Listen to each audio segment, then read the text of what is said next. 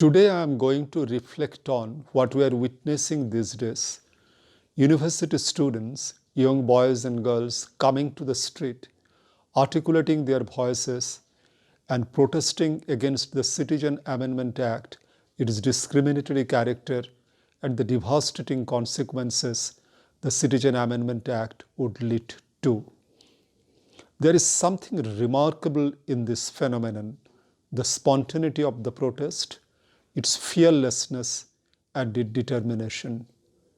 My feeling is that although we have the government that seems to be quite powerful, we often feel proud of two powerful ministers, our Prime Minister and our Home Minister, and we also say that here is a government, and particularly the ruling party, with such overwhelming majority in Parliament, and also the triumphant ideology of Hindutva that backs the government, and also its propaganda machinery, often disseminated through so-called nationalist television channels.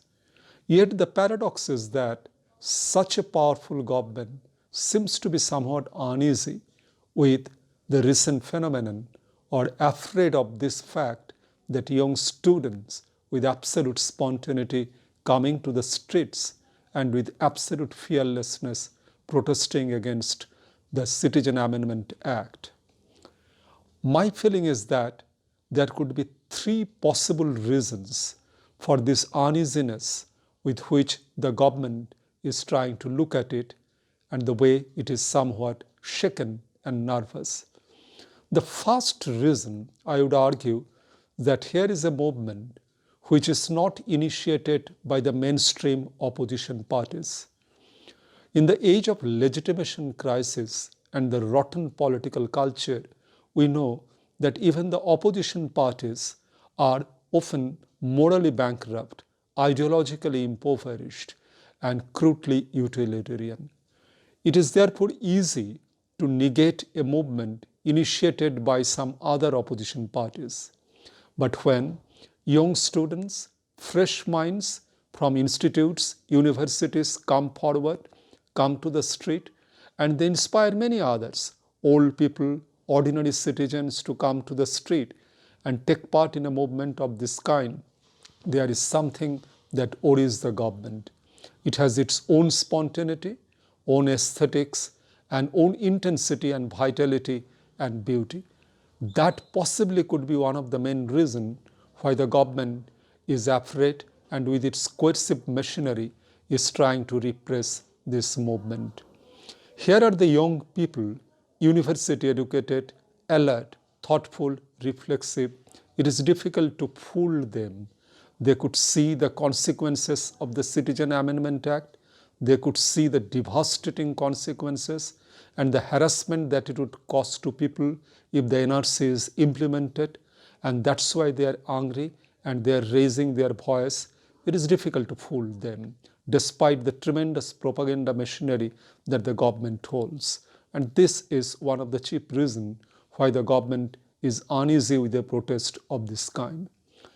The second reason, I believe, is that so far, a movement of this kind, initiated by a young student, has not been communalized. Don't forget that we are living at a time when the ruling regime seeks to erect a huge wall of separation between the Hindus and the Muslims. And under these circumstances, a movement of this kind runs the risk of being communalized.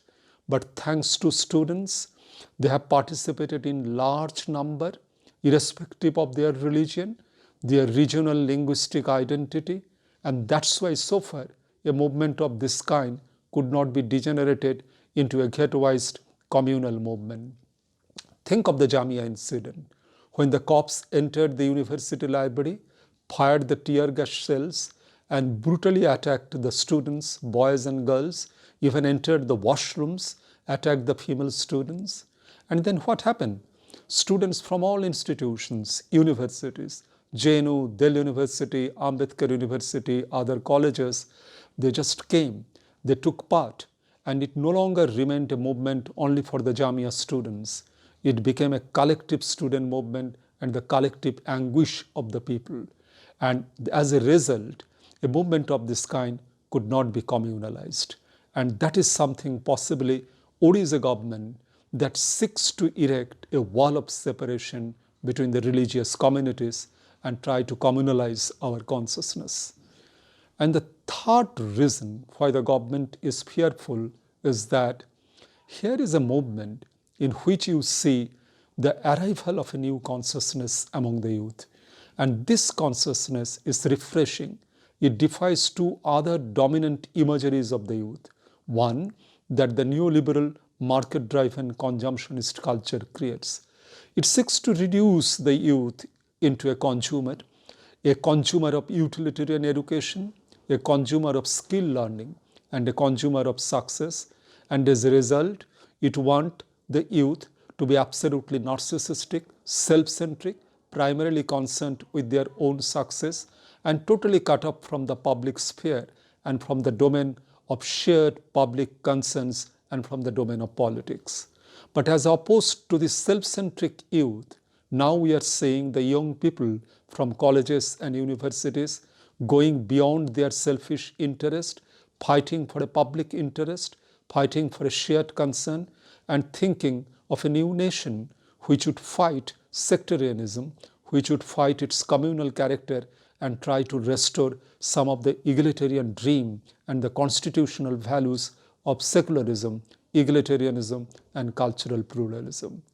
And the second imagery that these youth are defying, the second imagery is about what the dominant discourse of militant cultural religious nationalism has created.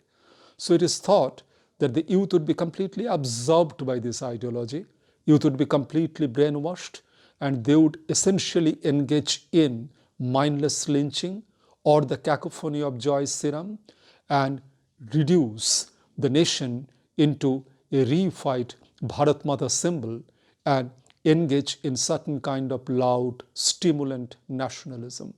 But here you were seeing the young people from the universities, from different institutions who are going beyond this dominant imagery and thinking of a nation and trying to redefine the nation in terms of its constitutional values, cultural pluralism, secularism, equity, and justice. That possibly is one of the reasons why the government is so afraid and trying to repress this movement of this kind. Having said that, I would just end with 2 points of caution.